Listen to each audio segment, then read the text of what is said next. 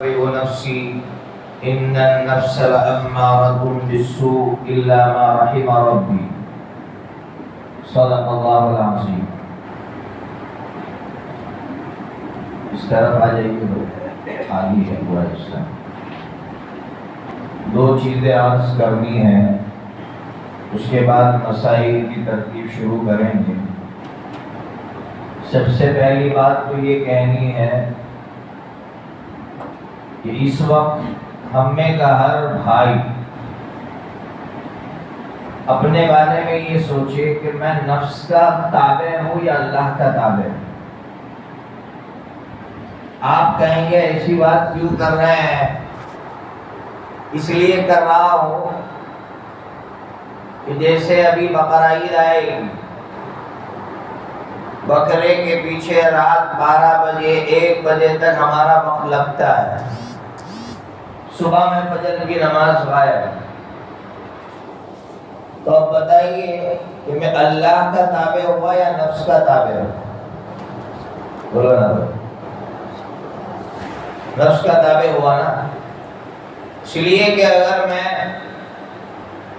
اللہ کے لیے کام کرتا ہوتا تو فجر کی نماز نہ چھوٹتی، بلکہ قربانی کے دن ہم میں کا ہر بھائی سوچے اپنے بارے میں کہ قربانی کر کے ایسے تھکتے ہیں کہ ظہر کی نماز غائب ہو جاتی ہے یا عصر کی نماز غائب ہو جاتی ہے۔ تو اس کا مطلب تو یہ ہوا کہ ہم نفس کے تابع ہیں، ہم نفس کے غلام ہیں، ہم اللہ کے تابع نہیں ہیں۔ اس لیے ہر شخص اپنا جائزہ لے کر اپنی اصلاح کی کوشش کرے کہ میں اللہ کا تابع بنوں گا، اور اللہ کا تابع بننے کا مطلب میں نے آپ کے سامنے پیش کیا۔ اللہ کا حکم کیا ہے، میرا نفس کیا کہہ رہا ہے، اور اللہ کا حکم کیا ہے۔ نمازوں کے تعلق سے ابھی بھی غفلت دیکھی جا رہی ہے۔ میں نے ایک حدیث سنائی تھی، غالباً عمران نگر میں سنائی یا پھر یہاں افسانہ مارکیٹ میں سنائی تھی۔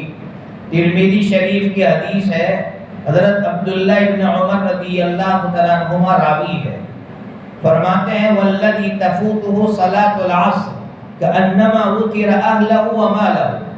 نبی پاک صلی اللہ تعالیٰ علیہ وسلم نے فرمایا کہ جس کی عصر کی نماز فوت ہو گئی، فوت ہونے کا مطلب کیا ہے آپ جانتے ہیں؟ آپ نے سارے انتظامات کیے تھے نماز پڑھنے کے لیے، وہ انتظامات خود بخود فیل ہو گئے۔ مثلا الارم رکھا تھا آپ نے، لیکن وہ فیل ہو گیا۔ آپ نے کسی سے کہا تھا، وہ بھائی غفلت میں رہ گیا، اس کو کہتے فوت ہونا۔ اگر آپ کی نماز فوت ہوئی ہے تو آقا صلی اللہ تعالیٰ علیہ وسلم نے فرمایا اس کا نقصان اتنا بڑا نقصان ہے گویا اس سے اس کے گھر والے اور اس کا سارا مال چھین لیا گیا۔ فوت ہونے پر اتنا بڑا نقصان ہے تو فوت کرنا کس کو کہتے ہیں؟ کوئی انتظام نہیں، یا الارم رکھا تھا جان بوجھ کر بٹن دبایا سو گیا، اس کو کہتے ہیں فوت کرنا۔ اگر ہم نماز فوت کر رہے ہیں تب تو اس کی سزا کیا ہے ہم جانتے ہیں کہ حضرت امام احمد ابن حنبل رحمۃ اللہ علیہ سے پوچھا گیا، حضرت اگر کوئی نماز فوت کرے تو کیا کہنا ہے آپ کا؟ تو حضرت نے فرمایا میں کیا کہوں گا، آقا صلی اللہ تعالیٰ علیہ وسلم نے فرمایا ایسا بندہ ایمان سے نکل گیا، اس کو قتل کرنا واجب ہے۔ آج ہم لوگ نماز کے تعلق سے غفلت برتتے جا رہے ہیں۔ عید کے دنوں میں خاص طور پر میں نے کہا کہ ہم لوگ نفس کا شکار ہو کر فرض نمازوں سے غافل ہیں۔ بخاری شریف کی حدیث میں نے بارہا یہاں بھی سنائی، اس مسجد میں بھی سنائی کہ حضرت نبی پاک صلی اللہ تعالیٰ علیہ وسلم مرض الوفات میں، یعنی اس دنیا سے تشریف لے جانے والی جو بیماری تھی مرض الوفات میں ہے، زہر دیا گیا ہے آپ کو، اس زہر کا اثر آپ پر ہے، آپ پر جادو کا اثر ہے۔ آپ نے اپنی آنکھوں کے سامنے اپنی 3 بیٹیوں کے جنازے دیکھے ہیں، آپ نے دنیا کی ساری تکالیف برداشت کی ہے۔ وہ نبی جو دنیا کی تمام تکالیف سہتے سہتے بستر مرگ پر ہے، بیماری کے بستر پر ہے، نڈھال ہے، لیکن فرض نماز کا وقت ہوتا ہے، دو صحابہ کرام کے سہارے پیر گھسیٹتے گھسیٹتے مسجد نبوی میں تشریف لا کر ہمیں یہ پیغام دیتے ہیں، کیا تمہیں کسی نے زہر دیا ہے؟ کیا تم پر کسی نے جادو کیا ہے؟ کیا تمہاری بیٹیوں کے جنازے تمہاری آنکھوں کے سامنے اٹھے ہیں؟ اگر نہیں اٹھے ہیں، تم پر اتنے حالات نہیں آئے ہیں، تو دیکھو میرے نبی کی زندگی، اتنے حالات کے بعد بھی اس نے اس کو برداشت نہیں کیا کہ وہ فرض نماز کو چھوڑے۔ اس لیے فرض نماز کے تعلق سے ہماری اب بہت غفلت ہے، لوگ فرض نماز سے بالکل غافل ہے، اس لیے فرض نمازوں کی طرف آنے کی ضرورت ہے۔ پڑھیں گے نا بھائی؟ ایک نماز مت چھوڑیے، ایک نماز بے چین ہو جائیے، نماز اگر چھوٹ جائے بے چین ہونا ضروری ہے، میری نماز کیسے چھوٹ گئی؟ دوسری بات جو بہت اہم ہے کہ ہم لوگ اسلام کو سمجھنے کے لیے عقل کا استعمال زیادہ کر رہے ہیں۔ اس وقت یہ بیماری زیادہ پھیل رہی ہے، اپنی عقل کو آنکھیں رکھتے ہیں اور وحی کو پیچھے رکھتے ہیں۔ کیا مطلب؟ اس کو سمجھیے، اسلام کو سمجھنے کے لیے سب سے پہلے ہمارے اندر یہ جذبہ ہونا چاہیے کہ اس کا حکم اللہ نے دیا ہے، ختم ہو گیا۔ میری عقل میں بات آتی ہے یا نہیں آتی؟ مجھے حیرت ہے، 2 دن پہلے پیر کا دن تھا، جو پیر گیا اس پیر کی اسٹریم میں ایک نوجوان نے سوال کیا۔ کیا سوال کیا؟ کہ یہ اللہ کا کیا انصاف ہے؟ میں نے کہا کون سی نا انصافی تم کو نظر آئی؟ تو وہ کہہ رہا ہے کہ ایک بچہ بچپن میں مر گیا اور ایک نوجوان بڑا ہوا، اس نے گناہ کیا، اللہ اس کو سزا دے رہا ہے۔ اللہ کو چاہیے تھا کہ اس کو بھی بچپن میں مار دیتا، یا بچپن والے کو اللہ بڑا کرتا، یا اللہ نا انصافی کر رہا ہے؟ یہ سوال ایک نوجوان اللہ پر کر رہا ہے۔ میں نے اس سے کہا تیرا باپ ہے؟ کہاں ہے؟ میں نے کہا اگر تو تیرے باپ پر اعتراض بازار میں کھڑے ہو کر کرے تو بتا دنیا تجھ سے کیا کہے گی؟ یہی کہے گی نا کہ ارے تیرا باپ اگر تجھ کو پھوٹی کوڑی نہ دیتا پھر بھی تیرے باپ کا انصاف تھا، احسان تھا، تو تیرے باپ پر اعتراض کر رہا ہے جو باپ دنیا میں لانے کا ذریعہ بنا ہے۔ تو آج میری زبان اور میری عقل اتنی بڑی ہو گئی کہ اللہ کی حکمتوں کو سمجھ نہیں رہا اور اعتراض کا اعتراض کیے جا رہا ہوں، اور پھر مرتد ہو رہے نوجوان مرتد ہو رہے ہیں صرف اس لیے کہ اللہ کی حکمت پر اعتراض کر رہے ہیں۔ فرشتوں نے کہا تھا اللہ سے، اللہ تو کیوں انسان کو پیدا کر رہا ہے جو زمین پر جا کر خون بہائے گا؟ تو اللہ نے کہا انی اعلم ما لا تعلمون، چپ ہو جاؤ، میری حکمتوں کو تم نہیں سمجھ سکتے۔ جو فرشتے اللہ کے قریب میں رہنے والے تھے ان کو اللہ کی حکمتیں سمجھ میں نہیں آئی اور میں اللہ کی حکمتوں پہ اعتراض کیے جا رہا ہوں۔ اس لیے زیادہ عقل مت دوڑائیے، اسلام کو سمجھنے کے لیے اللہ کے حکم کو آگے رکھیے۔ اللہ نے کہہ دیا، ختم ہو گیا۔ پھر میں نے اس سے یہ کہا پھر تو تجھے یہ اعتراض ہونا چاہیے۔ کہا کیا؟ میں نے کہا تجھے یہ اعتراض ہونا چاہیے اللہ نے جانور کو زبان کیوں نہیں دی؟ ہونا چاہیے نا پھر تو، کیوں اللہ ظلم کر رہا ہے جانور پر؟ زبان دیتا اللہ جانور کو، یہ تجھے اعتراض ہوا؟ یہ ہونا چاہیے تھا تاکہ پتہ چلتا، تو اس جانور پر سوار ہوتا، یہ جانور دنیا والوں سے کہتا کہ یہ ظالم ہے، کھلاتا نہیں ہے پھر بھی میری پیٹھ پر بیٹھتا ہے۔ اللہ نے زبان نہیں دی اس جانور کو، اللہ کی حکمت سمجھ۔ پھر آپ نے یہ بھی سنا ہوگا نا، وہ تربوز لٹک رہا تھا تو بیلوں پر تھا، تربوز تو اتنا بڑا، اللہ کو تناور درخت پر رکھنا چاہیے تھا۔ جب سر پر آ کر گرا تب اسے سمجھ میں آئی اللہ کی حکمت، کہ اچھا ہے اللہ نے اسے تناور درخت پر نہیں رکھا، ورنہ اوپر سے گرتا تو میرا سر پھٹ جاتا۔ تو اللہ کی حکمتوں کو میں اور آپ نہیں سمجھ سکتے، اس لیے اللہ کی حکمت پر کبھی اعتراض مت کرو۔ دماغ میں سوال آئے اعوذ باللہ من الشیطان الرجیم، اعوذ باللہ من الشیطان الرجیم، اعوذ باللہ من، ورنہ قریب ہے کہ ہم ارتداد کے، میں دہانے پر نہیں کہہ رہا ہوں، ہم مرتد ہو جائیں گے۔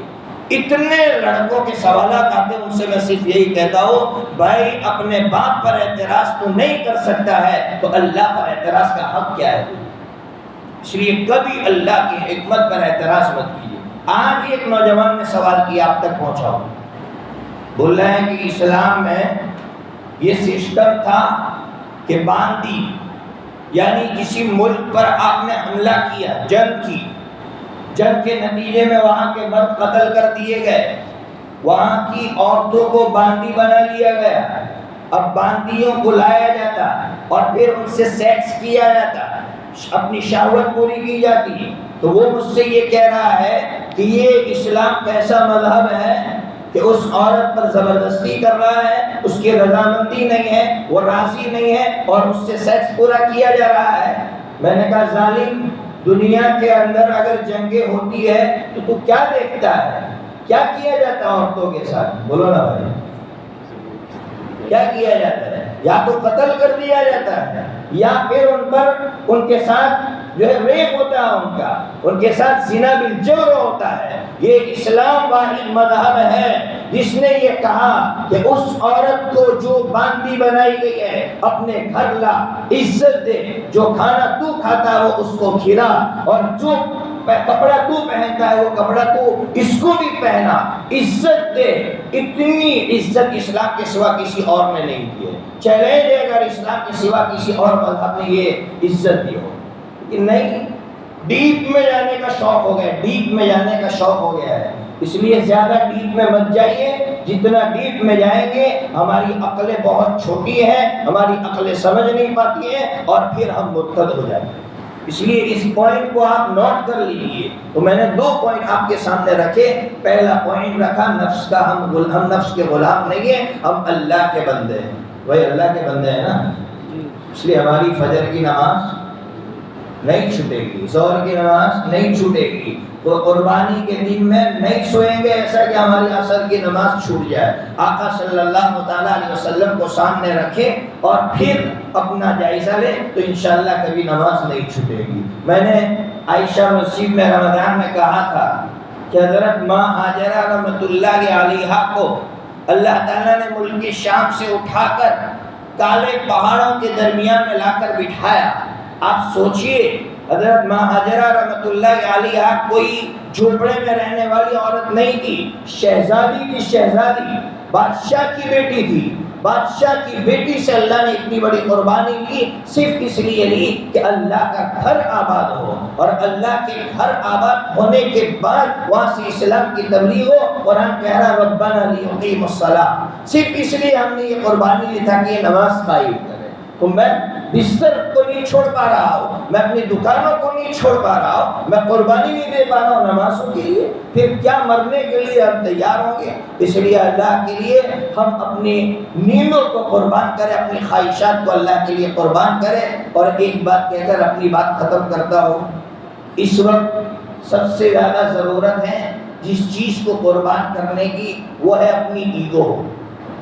اپنی ایگو کو سب سے زیادہ قربان کرنے کی ضرورت ہے۔ آج انسان اپنے ناک کے مسئلے میں کتنے بڑے بڑے نقصانات کر رہا ہے وہ ہم دیکھ رہے ہیں۔ ایک واقعہ حضرت مولانا اسعد اللہ صاحب رامپوری رحمۃ اللہ علیہ کا یاد آیا ابھی، واقعہ بڑا پیارا ہے۔ حضرت مولانا اسعد اللہ صاحب رامپوری رحمۃ اللہ علیہ کو آپ لوگ جانتے ہوں گے، یہ مظاہر علوم سہارنپور جو ہے وہاں کے ناظم اعلیٰ تھے، یعنی پرنسپل تھے، اور ان کے بارے میں پروفیسر نادر علی رحمۃ اللہ علیہ، بہت سے لوگوں نے ان کا نام سنا ہوگا، پروفیسر نادر علی مرکز نظام الدین میں رہتے تھے۔ ان کا بیان ہے 60 سال تک 60 سال تک ان کی تکبیر اولیٰ نہیں چھوٹی تھی۔ اتنا بڑا اللہ کا بندہ، ایک مرتبہ مدرسے سے پڑھا کر جا رہے تھے، راستے میں ایک بھنگی صفائی کر رہا تھا، چھینٹے اڑے آپ کے اوپر، آپ نے اپنی زبان سے، یوپی کی زبان میں اتنا بول دیا گھاس کہی کے، گھاس جو آتی ہے نا یوپی کی زبان میں کہہ دیا گھاس کہی کے۔ حضرت ابھی گھر میں داخل نہیں ہوئے تھے، احساس ہوا یار میں نے اس کو گھاس کہی کے کہہ دیا، غلطی میری تھی، مجھے وہاں سے سائڈ سے نکل جانا تھا، میری غلطی تھی اور میں نے اس کو برا بھلا کہہ دیا۔ معافی مانگنے کے لیے واپس آئے، وہ بندہ وہاں نہیں تھا، بھنگی ایک نان مسلم جس کی کوئی حیثیت نہیں سوسائٹی میں وہاں نہیں تھا۔